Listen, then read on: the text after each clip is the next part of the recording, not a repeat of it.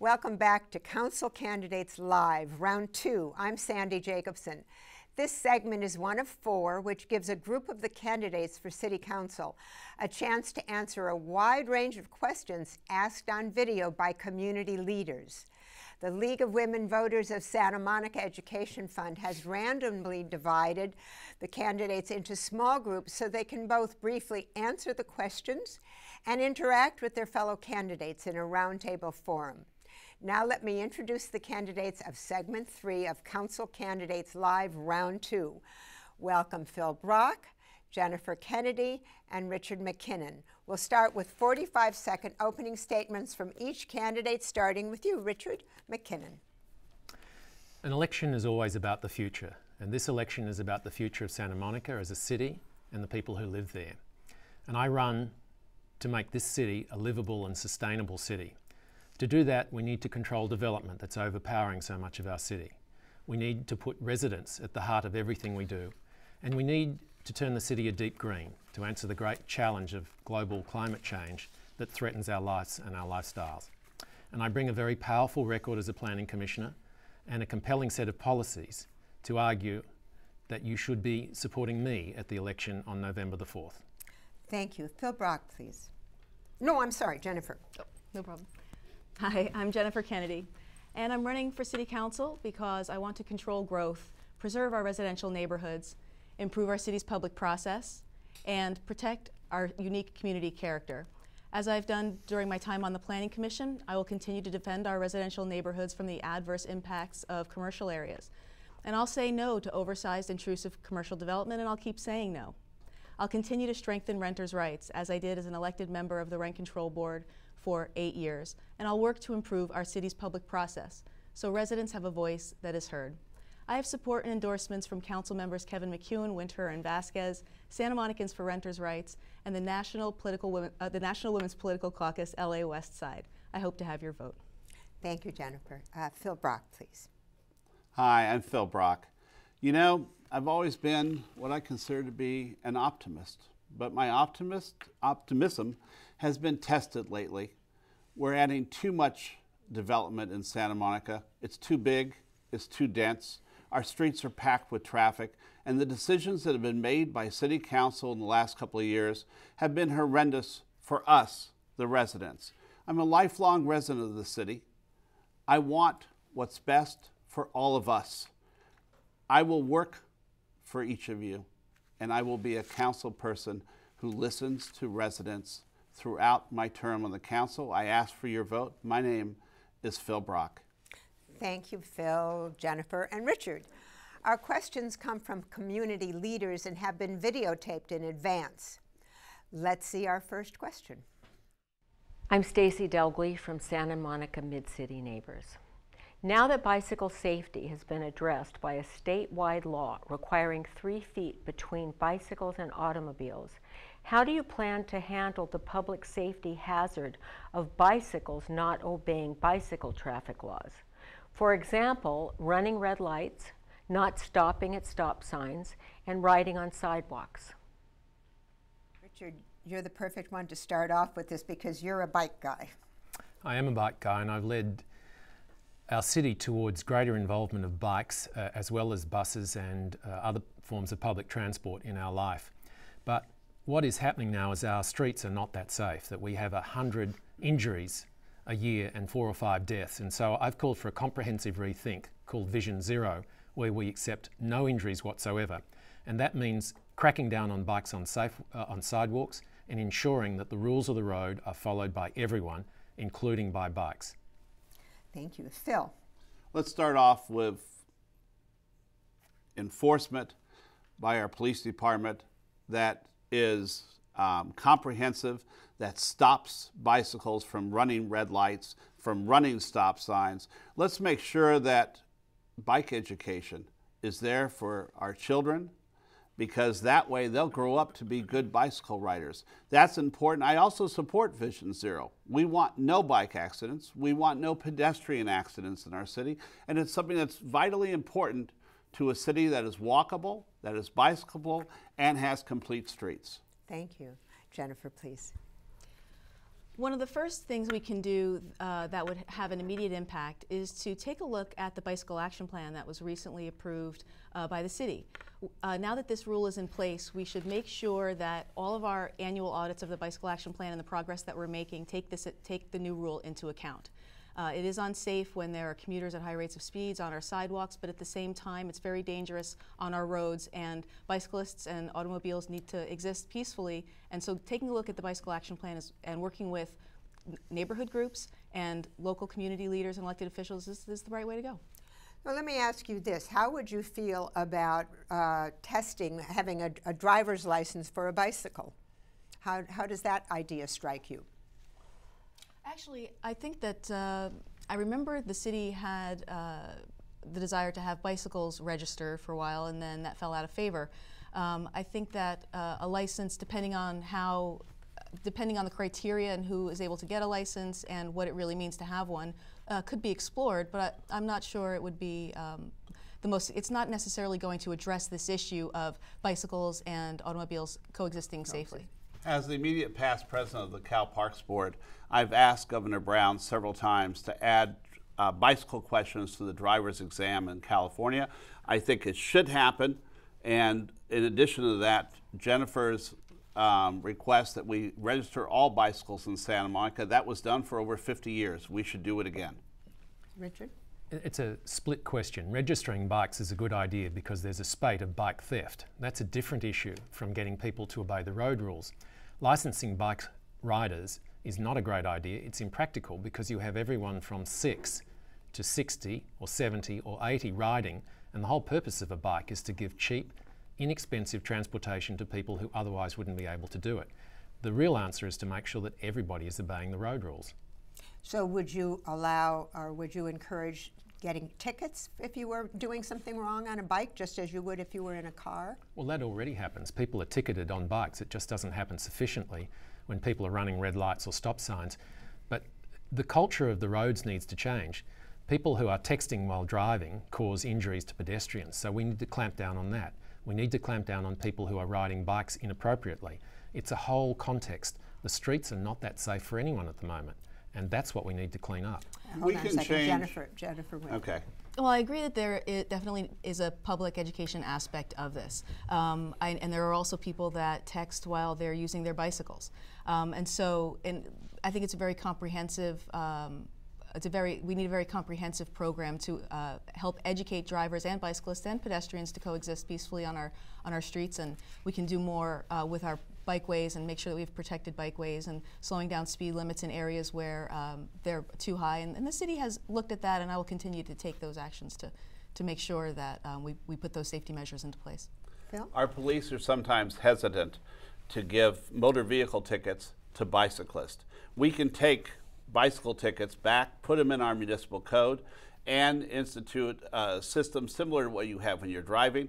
You can do bicycle education in lieu of paying for a motor vehicle ticket. That's something we can do. We started a bike education center at the beach. Huntington Beach does that very successfully. That's something we should do. Having a $260 ticket for running a stop sign as a bicyclist deters the police from giving the ticket. So the real bottom line here is that no one's terribly happy at the moment about the way the roads are working, particularly the role of bikes in it. And that is what we need to focus our attention on, and making sure that these roads work well for everybody. And if there's one complaint that I've heard over and over and over, is that the senior citizen group hate the thought of bikes on pavements and they're on the sidewalks, and the only reason they're there is that they find that the roads are unsafe. So it's a comprehensive issue that needs to be looked at. It's not going away anytime soon. Thank you. Well, we've heard the candidates answer our first question about the subject of bicycles on the road, and now we'd like to hear from you. To participate, text your answer to 22333. Text the answer that you see in the parentheses on the screen. Or the easiest way to vote is to go to pollev.com/citytv. You'll see each poll when it's open, and just click to send in your vote. Now, tell us your answer to now that bicycle safety has been addressed by a statewide law requiring 3 feet between bicycles and automobiles, How do you plan to handle the public safety hazard of bicycles not obeying bicycle traffic laws? For example, running red lights, not stopping at stop signs, and riding on sidewalks. So look at the issue from a road sharing perspective, vote Look SM. Require testing and licensing for vehicles, including bicycles, Test SM. Convene a community forum on road sharing, Forum SM. And issue traffic tickets to everyone breaking laws, Ticket SM. All right, now we're going to our next question. Which has to do with funding for Santa Monica nonprofits. Hi, I'm Molly Mayer, and I'm with Westside Family Health Center. This is my question. While we are grateful for support from LA County's 3rd District, we've found that this funding has decreased over the past 10 years. What will you do to help combat the myth and advocate for the fact that not everyone in Santa Monica is wealthy, and that nonprofits in Santa Monica need as much support as nonprofits in other areas of Los Angeles? Phil, what would you do? Well, you know, as past council president of the Boys and Girls Clubs and a lifelong person who grew up at our Boys Club in Santa Monica, our nonprofits deserve and need the support because they're doing so incredibly much to help our youth. So I support everything that we can possibly pour into a variety of our nonprofits to make sure that our children, our teens, and our seniors have great lives. Thank you. Jennifer, how about you? I agree. I think it's really important to make sure that nonprofits are able to function in Santa Monica and provide the services that Santa Monicans have come to expect. For example, when we think about the Measure H&HH that's on the ballot right now, this is a really important measure for Santa Monicans because it will help nonprofits build affordable housing here in Santa Monica. It will help the city control how much affordable housing is actually built without relying on developer-driven projects. I support having these nonprofits have the amount of robust funding that they need, and one way we can continue to boost that is through our local small business, locally owned small business programs. Thank you. Richard, please. The key is to build a partnership between the nonprofits and the city. And the real need is seen when you're out walking on the streets, that you begin to realise that there are 10,000 people that, despite rent control, are living in poverty in our city. And it's a rich and it's a strong and it's a powerful city, and that should not and must not happen. And the way to do it is to empower nonprofits from a pool of money that the city sets aside every year and allocates to them to deliver services that the city otherwise couldn't do. But our job in the city is to try and get people out of the appalling conditions that they live in, that the nonprofits are dealing with. All right. So, Phil, I see. Well, first, one nonprofit, since I've been so involved in the Boys and Girls Clubs, 7,000 boys and girls and teens are helped in Santa Monica and the neighboring city by the fact that the Boys and Girls Club exists, and they have received very little funding from our city. I'd like to see that increase. As to Ms. Kennedy's assertion that Measure H will help our nonprofits, it doesn't. What it does is it takes away funding from people in their houses. Triples a tax that should not be tripled. There is absolutely no reason to approve Measure H whatsoever in this city. It is bad for residents, it's bad for owners, it's bad for renters, it's bad for our business. To go higher than San Francisco on $1 million sale, to go higher than Los Angeles on $1 million sale is absolutely ridiculous and an affront to our residents. Okay. Well, I'm surprised to hear you say that, Phil, because with all of your talk about the Boys and Girls Club, which really does a good job of helping children throughout the entire city and helping disadvantaged children who maybe don't have their families don't have the economic means to provide private lessons or private services to help them receive the recreational opportunities that they want. Measures H&HH will actually help preserve the diversity of Santa Monica and help preserve existing occupied affordable housing. Measures H&HH will help nonprofits such as Community Corporation and Fame Senior Housing to protect renters in their homes, and this is what Santa Monica's historic core community values. This is one of Santa Monica's historic core community values. Richard. Santa Monica is one of those incredibly diverse cities that encompasses everybody, and that's what a city has to be. It has to embrace everyone, from the richest to the people who need the most. And we've done a good job here over a long period of time, and rent control and affordable housing are part of the bulwarks of making that work. So that needs to continue. So Measure H needs to be passed, as does HH, to keep the city moving forward. But the original question was about non-profits and how we support non-profits. And that's a continuing need in Santa Monica, whether it's the Boys and Club, or it's the Pico Youth and Family Centre, or it's a range of non-profits that are supporting women's health. And they're there because the City Council can't provide those services, and private providers can't provide them as well as the non-profits. And our obligation is to keep that going to serve the population that needs it. And our nonprofits also continue to help preschool students. The nonprofits, especially that were mentioned in the question by the person who delivered the question, help to deliver healthcare services to children in our preschools. They deliver dental checkups and checkups for vision. And so it is really important because nonprofits don't just help seniors or adults, they help the youngest Santa Monica residents as well. So it would seem that the hardest part of this is prioritizing. Phil, I'm going to let you have the last Just word. Really quickly, Measure H is an exit tax and a tax for development. If you want more development in Santa Monica, go ahead, vote for Measure H. If you want residents to be taxed even more than they already are in Santa Monica, go ahead, vote for Measure H. I, for one, don't want that. And by the way, our nonprofits, the Boys and Girls Club, existed long before community core housing, have served thousands of kids through our community since 1946, and they've served them successfully. Today, it's $20 per year to join the Boys and Girls Club. Thank you. Thank you, Phil. All right.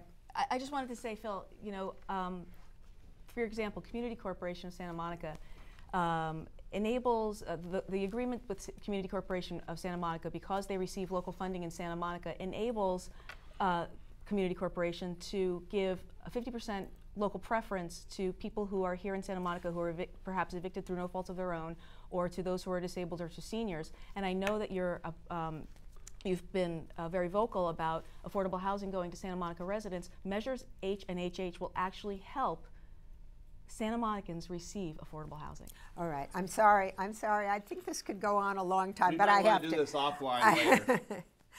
If you've just tuned in, we're doing a live audience poll tonight, and we want you to participate. Text or email us your vote on the question you see on the screen.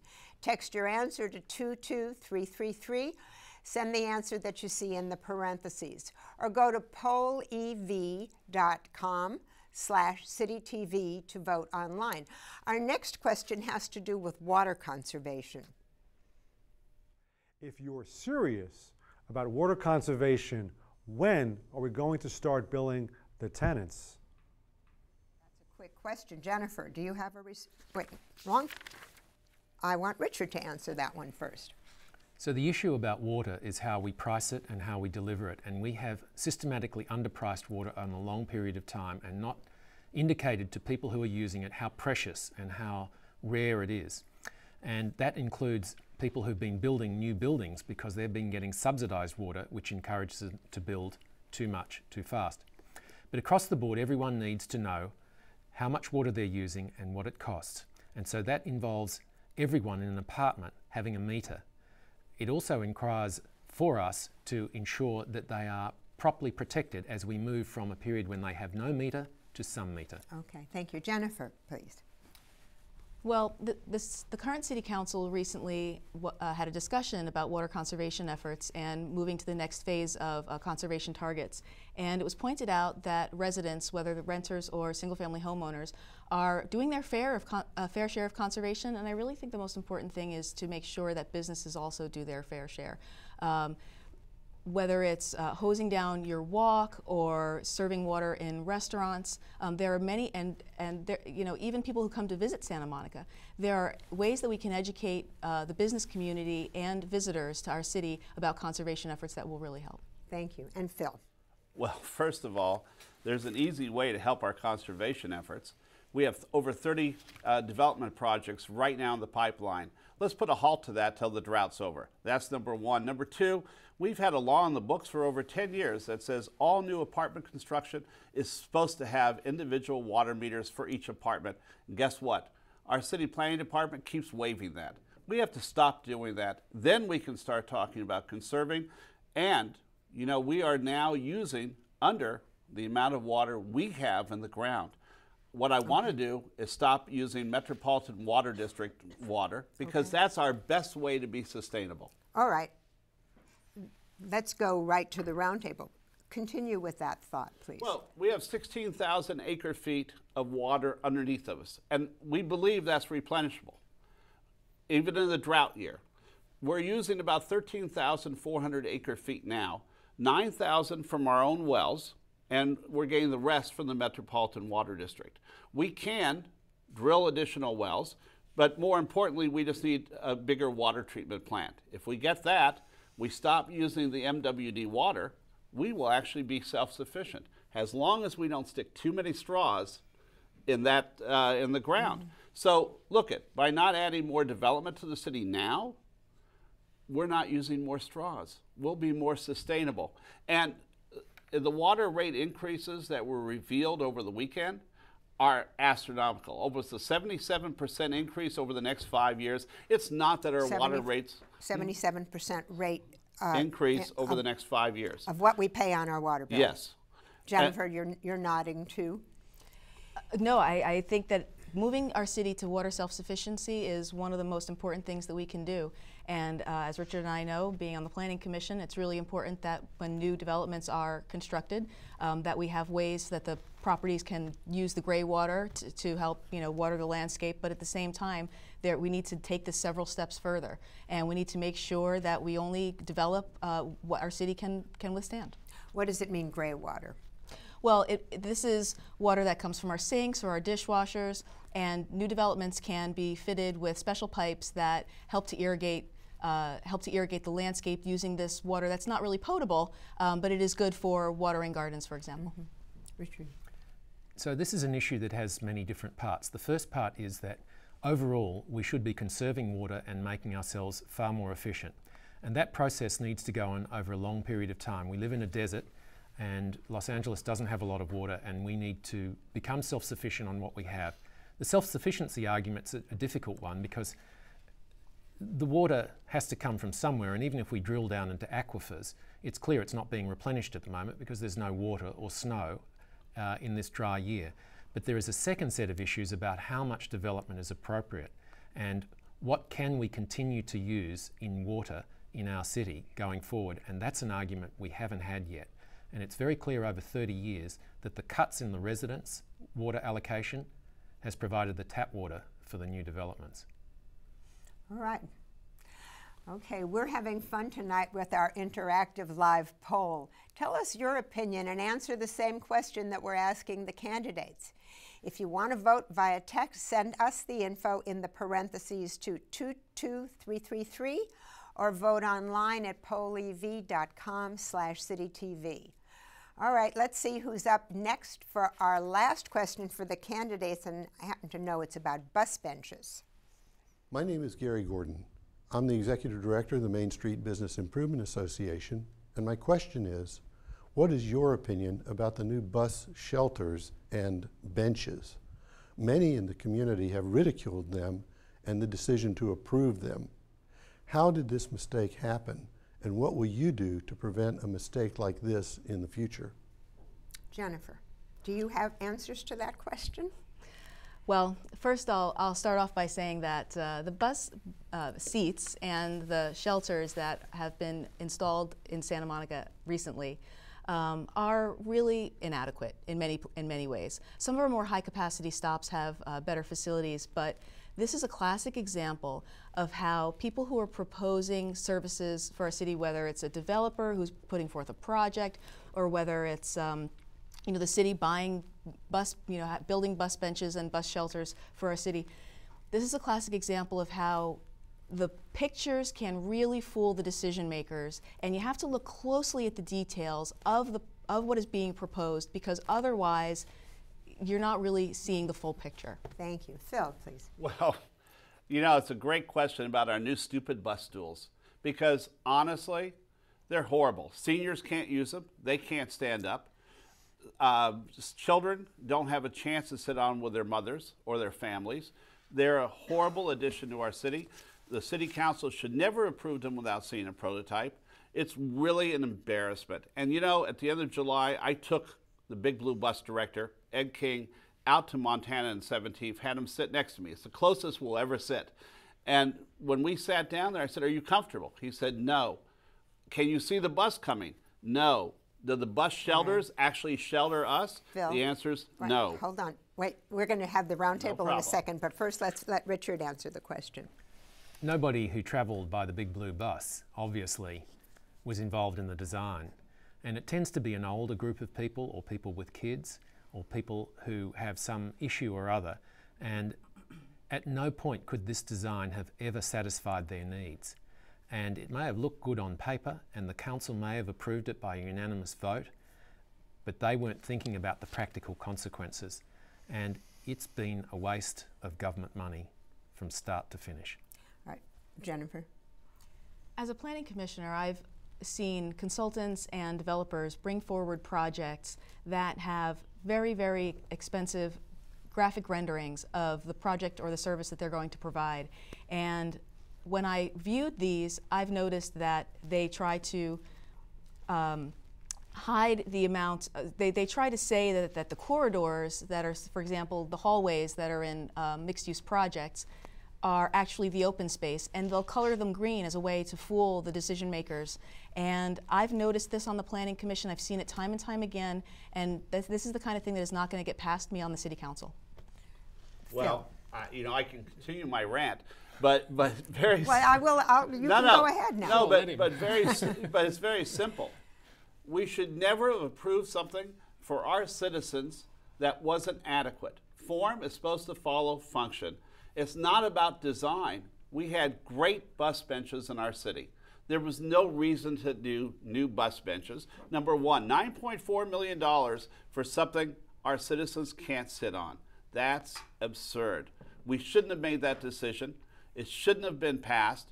And honestly, our Big Blue bus director, at the end of July when I talked to him, he promised that he would stop installation. He was obviously overruled by someone, and that is just, it's so sad and it's so ridiculous that we're not taking care of our citizens, and most of all, we're not encouraging our citizens to ride a bus.